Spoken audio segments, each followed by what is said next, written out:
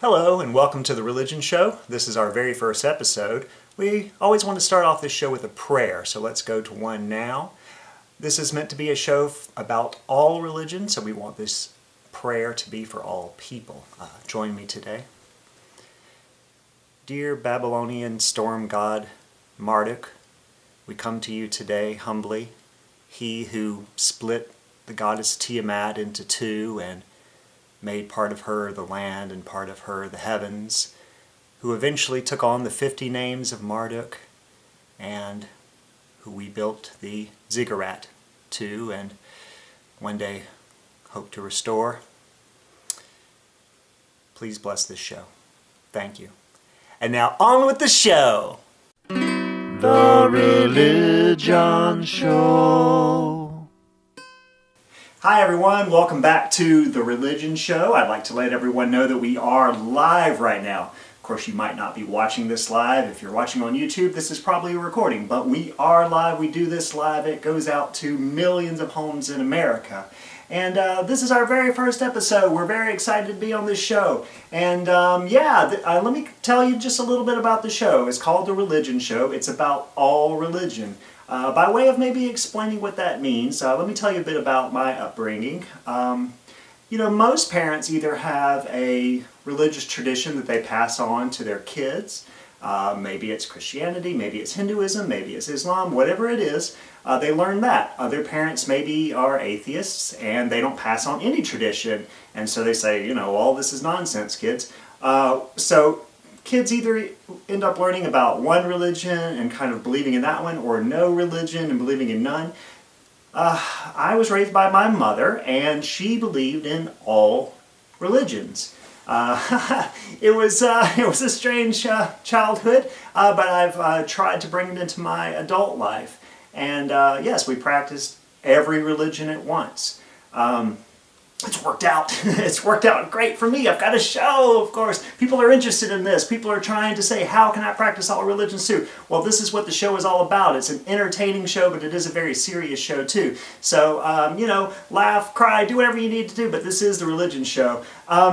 Some of you might recall, if you were alive in the 60s, or maybe if you just heard it on Spotify or something, John Lennon had that song called Imagine, and there was that one line when he said, and no religion too. And, this is, of course, the sort of atheist path, the idea that religion is bad for you. But my lifestyle was validated just a few years ago when rapper and singer CeeLo Green from Gnarls Barkley, he sung Imagine. I believe it was at a New Year's event, and he changed and no religions too to all religions true. And I saw that, thought, great, this is amazing. What a wonderful thing to say.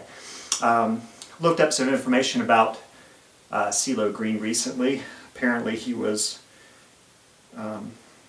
accused of raping someone after maybe giving them ecstasy or some sort of drug. And he defends himself, though. He wrote a tweet about it. It says, "People who have really been raped remember." So that was his argument, that if you didn't remember him raping you, he must not have done it. Anyway, that's a little bit beside the point. The point was, he said all religions are true. It was one of the first times I ever really heard that sentiment on television in a mainstream sort of way. But you're hearing it here today, live on The Religion Show. It's not just me talking. We got other things to do. So the first thing we're going to do is go to the news. Religious news. Woohoo!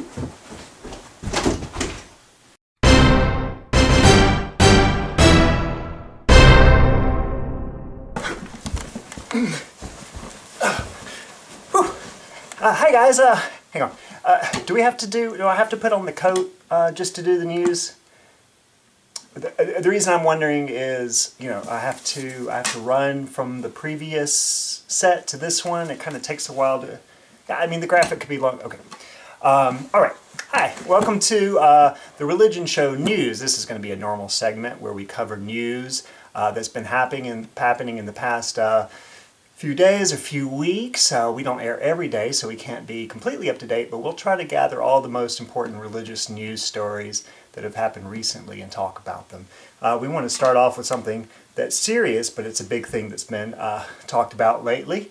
And this is obviously all the school shootings that have been happening really for the past 20 plus years. A lot of lawmakers have come up with some really good ideas, most of which are not involving getting rid of guns, but most of them are things like, should we have the 10 Commandments in schools, or should we put "In God We Trust" on the walls, or in public display? Absolutely, yes, absolutely. That's the premise of the show, of course. So obviously I'm a little biased, but if you don't like "In God We Trust," you don't have to just stick with that one. You can do other things too. I've always been a fan of, the classics. Holy water, garlic, those things tend to ward off the bad spirits that do enter people and make them commit these atrocious acts. I like things that are a little more spooky or festive too, like jack-o'-lanterns. We think of those as being specifically for Halloween, but they could ward off bad goings on all the time. And so some of it can be like preventative, you prevent bad spirits from entering. Some of it can be like the "In God We Trust" one idea, or bringing prayer, mandatory prayer back to schools. That's a good idea also, because really, God and all the gods just get angry when you don't pay attention to them. And so again, this is the whole idea of allowing every student in school to kind of practice their own religion. Prayer was never taken out of school, that's true. Students can pray whenever they want, they can organize religious meetings. But unless it's forced, then how is God, or any sort of god or goddess or anyone, going to know that the entire community really cares? And so bringing prayer back to school, forced prayer back to school is a good idea. Writing "In God We Trust" is a good idea. Also, I think a little bit of incense, or some white sage, maybe some copal. Maybe making sure that students have a mandatory chakra alignment every 9 weeks. I think that would do wonders. So yeah, you could get rid of guns too if you want, but that's kind of like a drastic measure for something that could be handled pretty simply. The next story is about, is that a transition or? Okay, nobody told me. Sorry. The next story is about the World Peace and Unification Sanctuary. You probably heard about this. Yeah, there's some images there. This is the pastor, Young Jin Moon, who is the son of the famous Sun Myung Moon, famous in the, I think, 60s and 70s for what they called Moonies, although they did not prefer to be called that. But this is a ceremony, like a wedding ceremony, essentially, where they are, as you can see, they're using AR-15s as part of their service. And of course, AR-15 has been used in a lot of killings lately, including the recent school shooting. And so, yeah, a lot of folks are having a little bit of difficulty with this one. And yeah, the images are a little strange when you think about what it is, but let's look at a few more. Yeah. Okay. Yeah, a little weird. Okay. Yeah. Are these all from the no? Okay. Oh, some other okay. Anyway, so yeah, it's, to each his own, different strokes for different folks, but I think we can all appreciate what they're trying to do. Moving on. All right, so I think I like the transition. It lets you know you're going to a new story. I don't know. Our next story is a sad one for a lot of people. Stephen Hawking died. A lot of you know Stephen Hawking, and he was a scientist, very brilliant. He used to, write about God sometimes, but I learned that he was just doing it poetically. Like he didn't actually believe there was a God, which is fine. The poetic version of God is fine also, but I do feel like it was a little bit of a betrayal to use the word in that way, and then it just turns out he was talking about the laws of physics or whatever. So, but he is dead now, and a lot of people, especially religious people, wonder when an atheist dies, do they spend their last second giving their life over to some higher power? And so a lot of people are wondering this about Stephen Hawking also. If you've seen the movie God's Not Dead, I mean, this is actually what happens in that story. A person who's been an atheist his entire life, he gets hit by a car, and then in the last second of his life he says, sorry Jesus, and then he goes to heaven. I think if I'm remembering correctly, his soul actually floats up out of his body, although I might be thinking of Twin Peaks season 3. I kind of watched them at the same time. Stephen Hawking may have given his life over to a higher power at the last minute, if he had enough time to kind of type that on his pad or whatever he does to make the text come out. I guess you could do it in your brain. I don't know. It kind of depends on what religion you're a part of and which higher power you're talking to. Some of them need a verbal commitment. Others are okay with just kind of thinking it. So next story. Okay, so here's a story. This is all of us have to fly sometime, and a lot of crazy things happen while we're flying in airplanes. And so I just want to show you this clip. I am God. I am God. I am God. I am God. I am God. I am God. I am God. Okay, so that was a woman who was claiming that she was God, and every news story I've read about this has been like, oh, the woman needed help, something was wrong with her, maybe she needed some medication or had bad medication or whatever it was, but they considered this disruptive thing. She was trying to open the airplane. You can't open an airplane anyway. I mean, well, if you're God, you can. So maybe she needed to open the airplane because, newsflash, because this is the news, she was God. She said she, just spit a little bit. She was God. She said she was God. Why wouldn't you believe her? That, billions of people on the planet are religious. Billions of people on the planet believe in God of some sort. Some think that he came down as a man, some think that he came down as animals, some think that he came down as a woman, has a lot of different incarnations. Why couldn't he come as a woman on an airplane who wanted to open the door? If she had opened the door, who knows what could have happened by now? She could have solved all kinds of world problems, but they instead tackled God, and once again, God was trying to speak, and humanity silenced her. So, chalk this one up for a bad news story about humans once again interfering with God. Seems like a common thing that we'll probably hear on this show. All right, that's the news. Now we're going to turn you to a commercial break. Unlock the healing power of crystals from GeoCentral Natural Gemstones, found at any science store. Just pull them open and you will be treated to an entire packet of beautiful gemstones. They can be used for lots of things. Use this red one to put it on your belly button and feel a lot better. Maybe take this one and just stare at it until you feel peaceful. Take this one and put it straight inside your yoni. It will soak up all of your yoni power, especially if it's that time of the moon cycle. And take this one. This one can be put straight into the nether zone.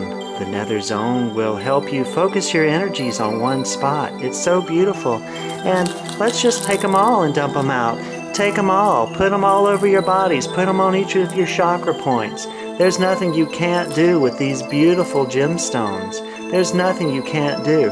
Buy them anywhere that natural gemstones are sold. Please, gemstones. This is the new segment of the show, Calls from Beyond.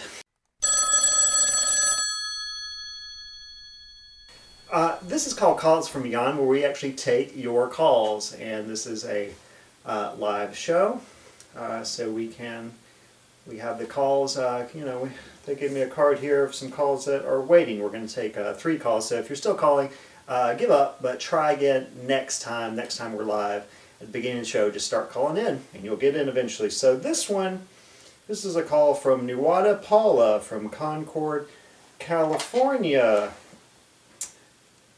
Okay, Nuwada, are you there? Yes. Nuwada, just start talking. Hi, this is Nuwada. Yeah, okay. Nuwada, what's your question? Why is there something instead of nothing? Okay, good question. The question was, why is there something instead of nothing? This is something that physicists like Richard Dawkins. Did I get that name right? Richard Dawkins? Stephen Hawking. Okay. Like Stephen Hawking have been trying to answer recently. Lawrence Krauss is another one. But the quick answer, and the answer I think you all are looking for anyway, is that there was a god or some sort of gods or some sort of ground of being that made all of this happen. And if we don't understand where they came from, that's because they're God. And what kind of God would they be if they came from somewhere? That's what humans do. We come from somewhere they don't. Next question? Okay. The next one is from Ayan Jung-hyu from Denver, Colorado. All right, Ayan, what's your question? Hi, this is Ayan. I have a question. Yeah, I know. What does God eat? Oh, good. Her question is, what does God like to eat? Mostly meat, mostly likes to eat lamb meat or goat meat or any sort of meat. I mean, in a way, that's kind of the premise of most religions, is that God likes to eat meat. And he's going to get it one way or the other. So you may as well give it to him through a sacrifice is what's preferred. He likes to smell it. And, as I've said before to my friends, or former friends, if God doesn't get his meat from animals, he's going to get it from humans. And so if you don't worship God or the gods or pay tribute to the higher power in any way, he's going to take them. And so all of these recent deaths and everything, that's God taking lives because he does need his meat one way or the other. God is not a vegetarian. That's all there in the story of Cain and Abel. Does he like fruit? No, doesn't seem to. Sorry. Okay, so the next caller. This is Emmanuel Calfure from Tempe, Arizona. Do we need the phone? Emmanuel, interesting name. What's your question? Hey man, what's the best religion? Emmanuel asks, what is the best religion? This is the religion show. This is a show about all religions. I love them all. Hinduism is great, of course, because it's the oldest living religion. I've always been a fan of Zoroastrianism. You know what I'm trying to say. Zoroastrianism, and they're all wonderful, and there's so many that I'm still learning about them all. Even though I'm in my 40s and I was raised to believe in all religions, and that's easier said than done because you have to know what they all are in order to believe in them all. And so to believe in all religions is a more difficult task than you might think, which is one of the reasons I started the show, to help introduce you guys to this concept and also to all the other religions. And so, there are lots, dozens of Native American religions and religions from places that we don't even know that much about. Obviously, Islam is the second largest religion in the world right now, and so there's all kinds of ways I could answer this. I could cop out and say I love them all equally, but I'm not even sure if that's necessarily true. So I'll answer this that Christianity is the best religion. So you'll probably hear me talking about Christianity a lot. And what just happened?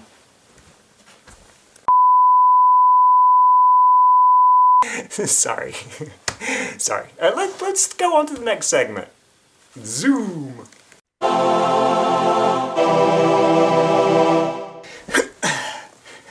That wasn't a bad setup.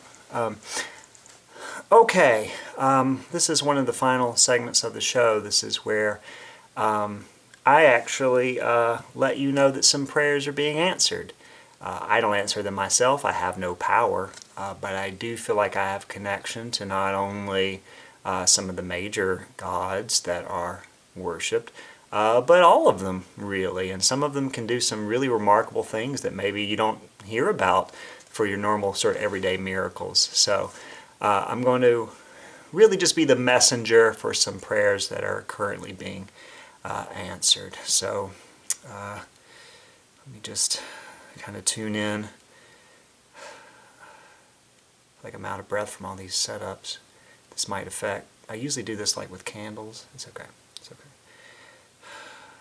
Okay, I feel there's someone out there. You've had bowel cancer for a long time now, and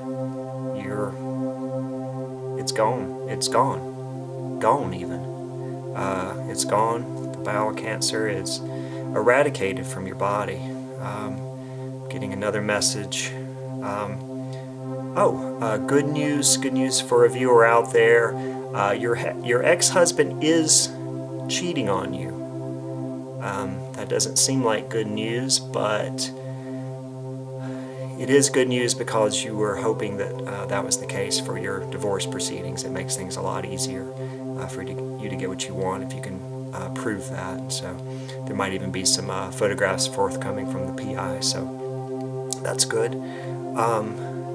There's a man out there. His leg was recently amputated. Very tragic, very painful, but it's growing back now. That amputated leg is growing right back. He's gonna have a leg again. This is not a prosthetic. This is not anything man-made or mechanical. The leg is regenerating. This is something, again, that can be done. God can do this if He wants to. Why not? If the human body can heal itself with basic things like scabs, why not have a leg grow back? We don't hear a lot about this, but it does happen all the time. Legs just growing back completely because everything is within the power of God, and so He can do that. Another message that I'm getting about something that's happened. I've got some names on this one. Jeff, if you're watching. Jeff, you've been praying for that job. You've been really praying for that job hard. You know that God really wants you to have that job. So keep praying, because Cody is also praying. Cody is out there praying for the same job. You guys are really competing for not your qualifications or how well you did on the interview at this point. It's really just a matter of who does God want to give that job to the most. He's going to probably talk to your potential employer's heart the same way He spoke to Pharaoh. There essentially is no free will, except that there is. So keep praying. This is a prayer competition at this point. Whoever prays the hardest will probably get it. I might recommend feeding God some meat. We learned at the segment earlier that He enjoys that. Let's do one more. Okay, so there's someone out there, your uncle that you really admired and loved. He died 7 months ago, right? And he has come back to life. He has resurrected. God has chosen to resurrect him. He's interested in communicating with you again. The next time you hear your doorbell ring, it's going to be your uncle. He will be a little dirty, so he'll probably want a shower and a meal. But he's good news. He's back to life. Again, this is something that God and the gods can do. They resurrect people all the time, resurrect themselves. Why should you doubt it? Okay, let's finish up this segment and go to our final prayer and our final thought.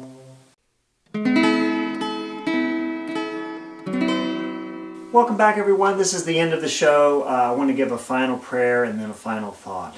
The final prayer does go out to Marduk, but really Jesus. I think if you want to... most of my audience are probably Christians, or at least were raised in a Christian culture, and so the good news is, no pun intended, the good news is that if you want to just focus on Jesus alone, that's actually fine. and God and the goddesses and everyone else will know what you mean. So let's pray to Jesus. Jesus, I know that you said that public prayers were something that the Pharisees and Sadducees did in order to get attention, and that anyone who prays in public or for attention is doing a bad thing. But really, I'm just here with a few producers, and it's me mostly by myself and millions of viewers watching live, but that's neither here nor there. The point is, if I can do anything that can help to promote Jesus and, of course, every other religion, then I want to do that. And so, yeah, I suppose what I'm specifically asking for is that this show continue beyond this one episode. We'll need funding. We'll probably need more sponsors. We can talk about all that later.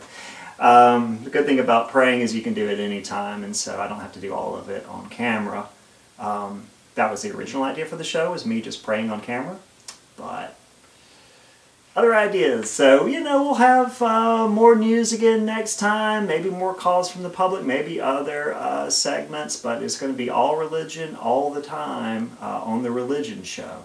And so my producers always leave me with a final thought about religion, just a little quotation they find to kind of give you something to think about for the rest of the day.